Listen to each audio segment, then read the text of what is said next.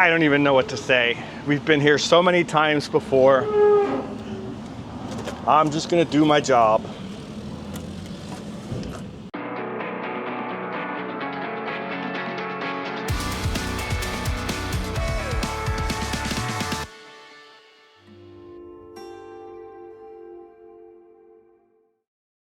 So this is a 67 Greaves 360 Challenger. It was a new design. Greaves started to give up on the Villers motors. This is a Greaves top end with a lower end built by Alpha Company and an Albion gearbox. But what's unique, not only that ginormous top end, it's a twin piper with, check out that aluminum I-beam front head. They call these banana forks, not Earls, but they're Earls-ish. They're banana forks which replace the metallastic forks with dampers. I guess basically it's a rear swing arm on the front.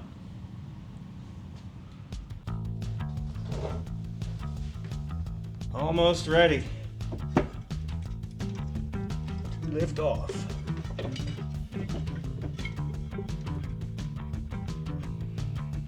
right, don't want to lose that.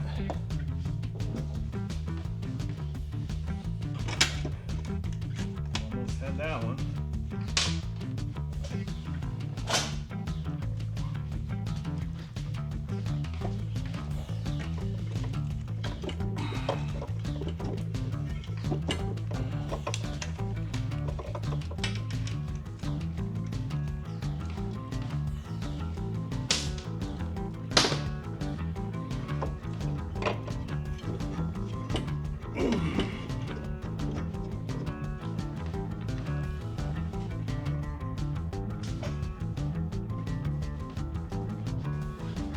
Let's try this.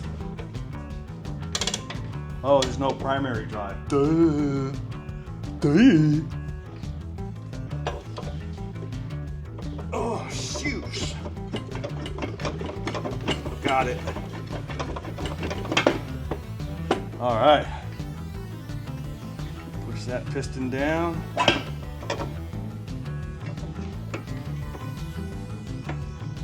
Put some paper towels down there. A rag.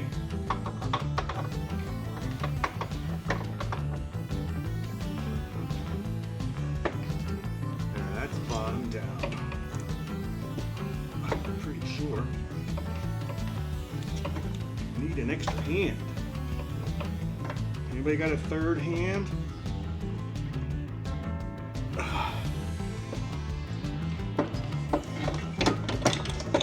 There.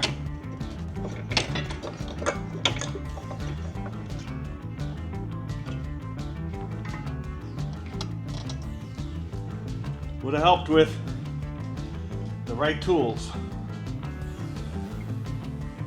I didn't have. Either that or a second person. So you're fighting the studs through this flange, as well as, well, if the piston was, and the primary gear was, if the primary gear was intact, the crank would have stayed put. Could have just stuck it in gear and pulled it right off. But no, have to do things the hard way. Anyway, now we send that out. I got an oversized piston, and there is a box with Greaves stuff. There it is. That goes out to the machine shop. I skipped some of the reassembly videos because you've seen this bike a couple of times. I've been working on it a long time. It's actually a bike from one of my first videos. When I first started YouTube, I did a feature called What's in the Trailer? Hello Hello again, this is Dave from Bullpen Cycles. Here we are in Edgewater, Florida with another stash of motorcycles from our secret places around the country, and another episode of Guess What's in the Trailer. As always, here's your hint. That's a little too much of a hint. And this was one of those bikes, and I thought it was going to be easy to get running, and then I was going to take it around the track in Ocala, and that never happened. But I'm closer to it, what, 3.5 years later. But I am closer to it. Just how close? Let me tell you.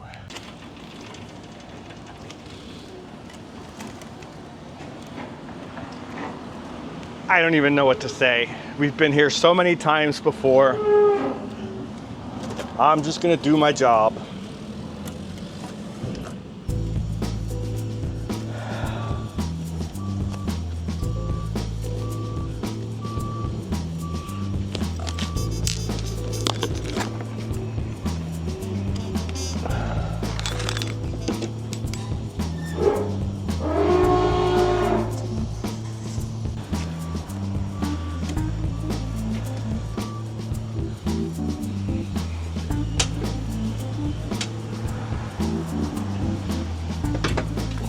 Whoa.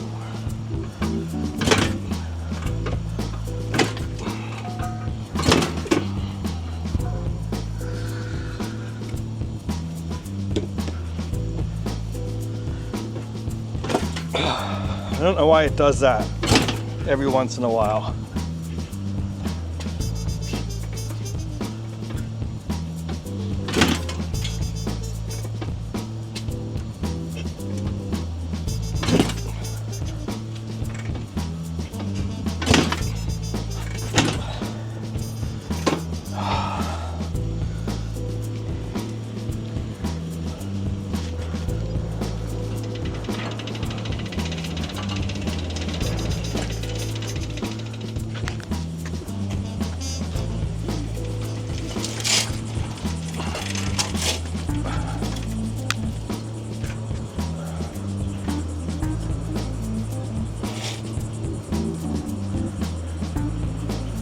Oh, I think it's 1 up and 3 down.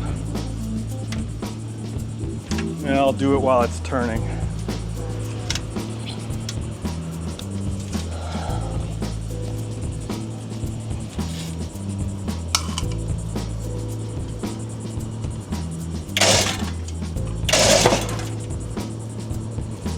You hear that pop? Oh, baby.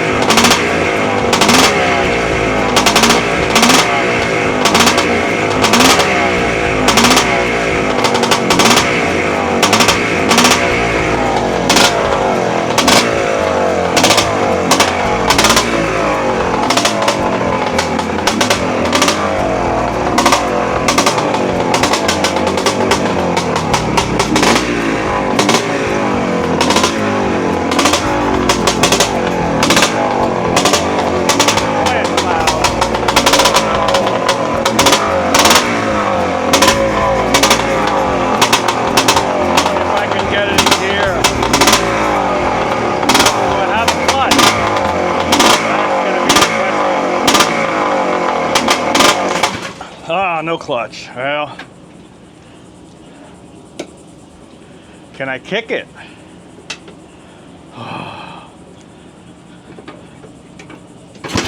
Oh, foot slipped. You know what? I'm gonna cheat. I'm gonna get on this little step stool here.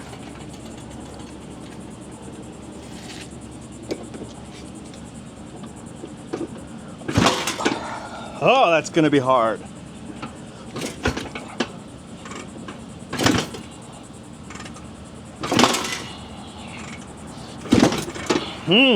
It wants to.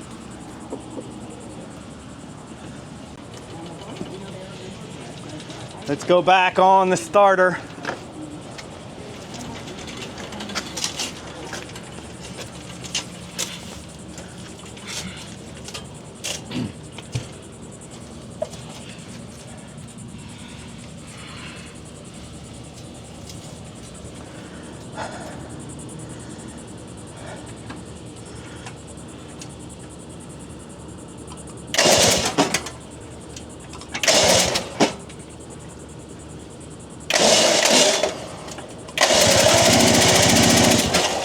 What's now?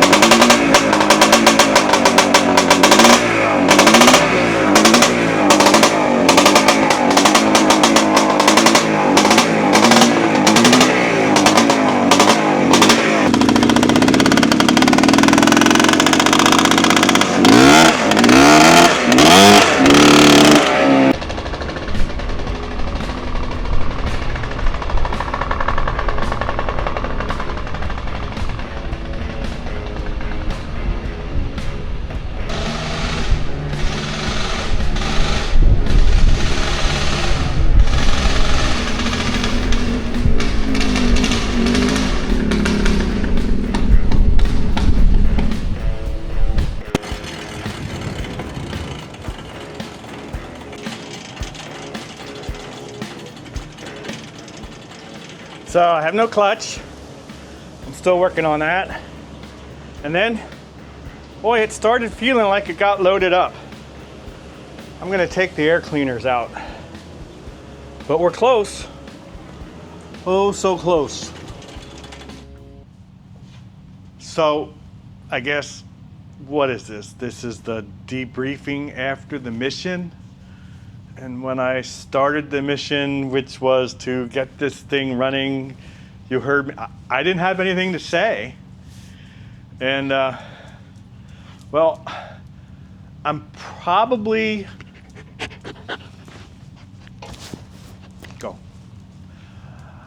I was probably more successful than it appears at first. I've learned a few things now that, go away, I need to share with you. First off, look at this bike. If I told you I can't kickstart this bike, can you see the problem? Bruno, you're in the way. Can you see the problem? Because I see it now. And I only saw it when I went back to edit this video and was watching me trying to start it. Can you guess? Now look at this kicker. It's not engaging until here. And even then, sometimes a little past there. And here it's straight up. And you can Google Greaves Challenger on the internet, and you're going to find a whole bunch of different pictures. Some will have a straight shaft, some will have this bent shaft. But most of them, this bent shaft is way over here. So when you kick it, it's probably supposed to engage here, not down here. When I'm kicking down here, I'm only getting just more than 1/3 of a turn. So I think that's my kicking problem. I think if I move that and get a full kick out of it, I'll get better compression. Even though I'm on a fresh bore, my compression with the gauge was sketchy. And I'm guessing that's because that's all it's moving when I'm kicking. That doesn't do squat. So I'm kind of surprised. I had this bike with 2 other people trying to help me out because I was stumped. And nobody figured that out. We were getting sketchy compression all along, which it may have been marginal, but we never figured that out. That kind of surprises me. But what the heck, I didn't figure it out till just now. I had to watch myself kick it. You'll see when you go on the internet, you'll see a lot of them also, like the ones at Meekum. If the kicker is straight up here and it isn't leaning forward like a bull taco, that bike ain't started.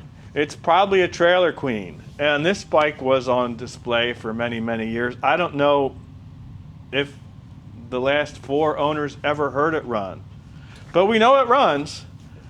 First thing I'm going to do is move that kicker forward. But then we had another problem.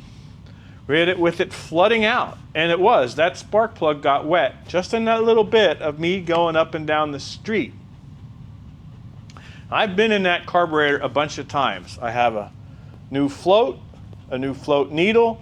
I polished the seat. It's a neoprene needle, but I think I know that problem too, and something I learned. Let me show you. These are old-timey Amel carburetor repair kits and some worn bodies for demonstration. But what I didn't know, especially with early concentric carburetors, and this is early because this came out in 67, so this is either a 67 or a 68. I think it's a 67. It's an MX4 360 Challenger. Early concentrics had something, and I don't know which these are because I'm learning, a deep float and a shallow float. And I'm not quite sure what that means. Does it refer to the depth of the bowl, the amount of liquid in the bowl, or where the float resides when it's level? This is a 2-stroke Amel concentric carburetor. Why do I know it's a 2-stroke? Because there's a jet right there. Now normally in the 4-strokes, that's a metered hole. But in the 2-strokes, that's a jet. And if you see, it sticks out a little further in the bowl, or where the bowl would be. So there are 2 different float heights. Now, I don't know if that means there are 2 different floats. I found a bunch of these, and they're all marked 622069, so they're all the same. But you see also how the plastic gets bent.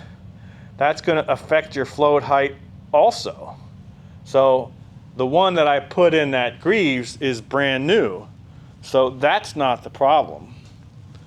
But I don't know if there are 2 different floats. Also, this hung me up before. This is a bowl, I think it's from one of those repop Burline Amels. And if you look closely, that brass seat, apparently these come out. You can replace them. Now, I don't know how to get them out without destroying them. But once you get them out, you heat up the bowl, you can get new ones in. And you can set them in at different heights, and that's how you adjust your float height with these crummy plastic floats. Now, if we look at an original Amel, that sits lower in there, but the casting is totally different. Look here, look there, look at the side here. These are different bowls.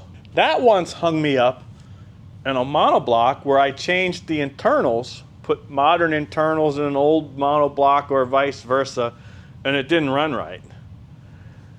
Can't really mix and match these things. So I think I probably have the wrong float or float bowl. And if it's too high a float level, it can run really rich and flood out without actually leaking. And I think I'm onto something there, because I replaced the float and the needle, not knowing they're two different kinds. So how do you measure your float? Well, apparently you can do it this way. Put your float in there. And then when you press down to close that, not pressing it too hard, you can see there's supposed to be some distance from the edge. You don't want to press it too hard. You don't want to mess up your measurements. If it's too high, you're going to flood out the carburetor. So what I haven't learned is, do they make, or did they make different floats?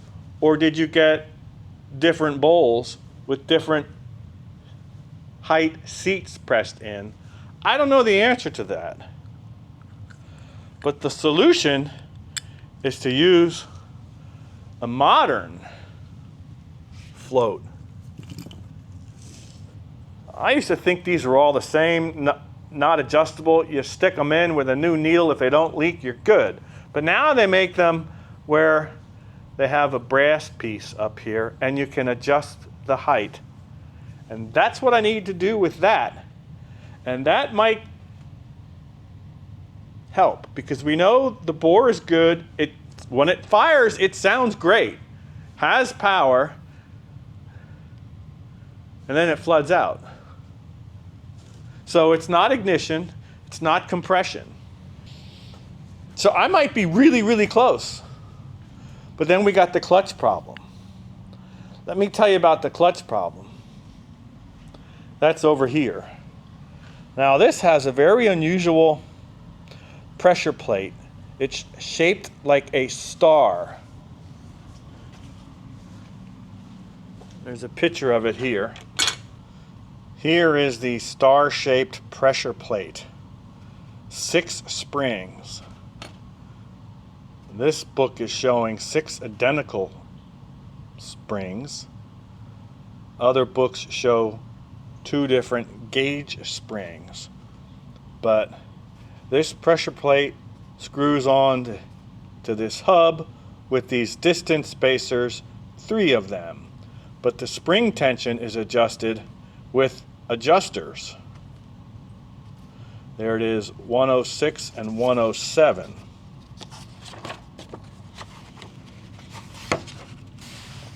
Adjuster screw nut, adjuster screw, 3, 3. So 3 of the springs have adjuster screws. My pressure plate had no adjuster screws and no threads or provisions for screws. So there's no way to adjust the spring tension on the clutch, which is why I can't seem to get it to work. And I'm going to keep playing with it. But here's what the clutch is supposed to look like, at least at the pressure plate. See these adjusters here? So I'm probably much closer than I thought.